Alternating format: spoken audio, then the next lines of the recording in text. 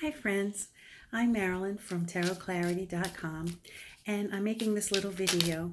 It was originally, I was going to create this video because someone asked me directly what process I used and it was too complicated to type it.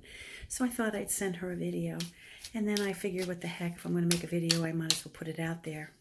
So I do apologize for my hair and lack of makeup.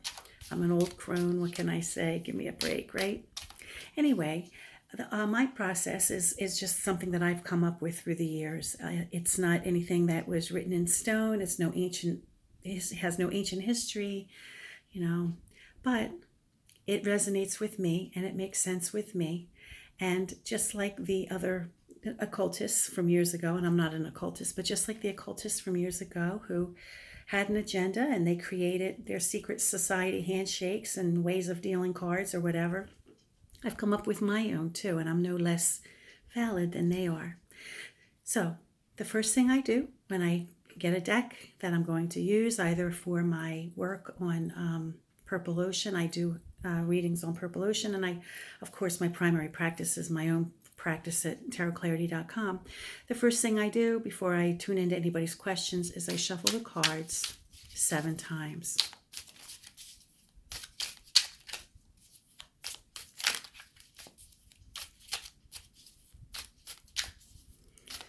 And I don't riffle shuffle. I never riffle shuffle because I have too much respect for my cards and I'll end up hurting them. So I just do those kind of shuffles.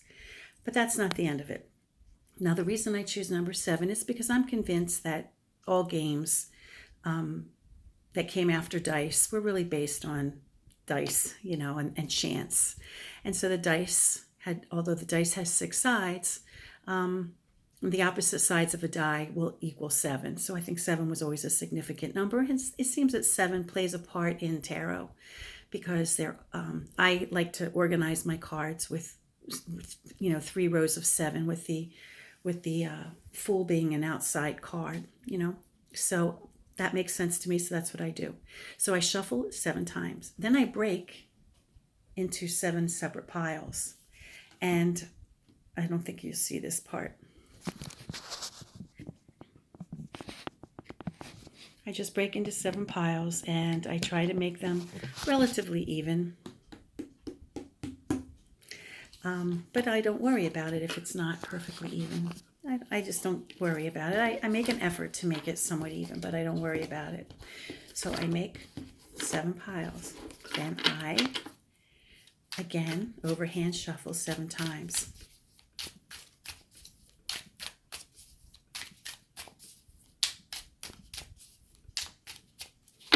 And I do it again. I make 7 more piles.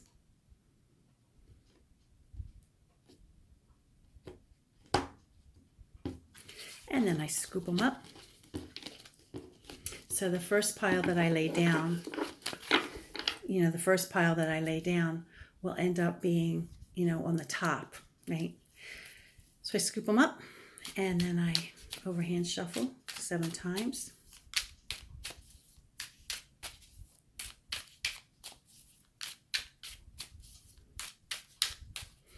And then last time, I do it 3 times. I do it in threes, right? So I have 7 piles that I lay out.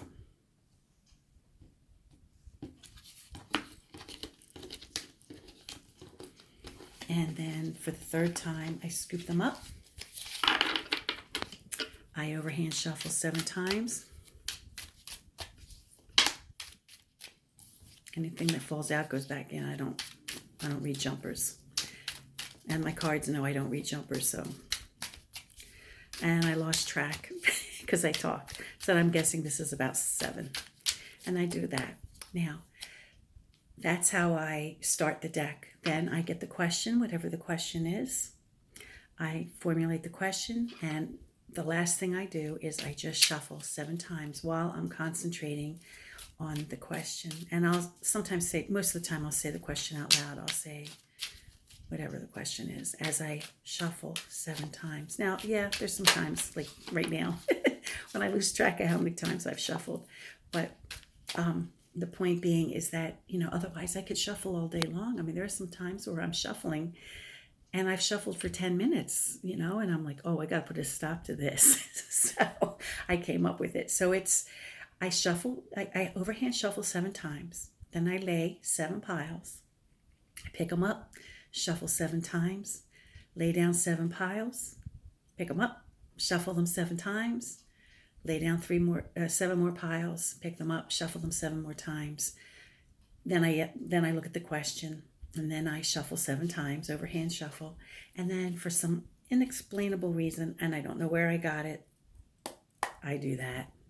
I don't do it 3 times. I just do it twice. So it's not even a mystical number. I don't know where the heck that came from. It just felt good. And I just, after I go through my little process, I tap the cards twice and then I turn them over, you know, and that's that. So easy peasy.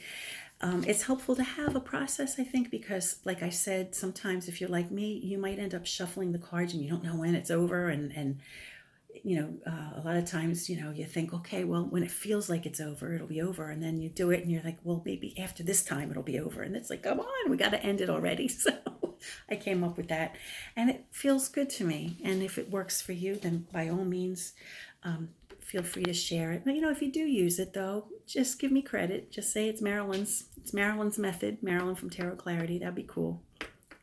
Peace.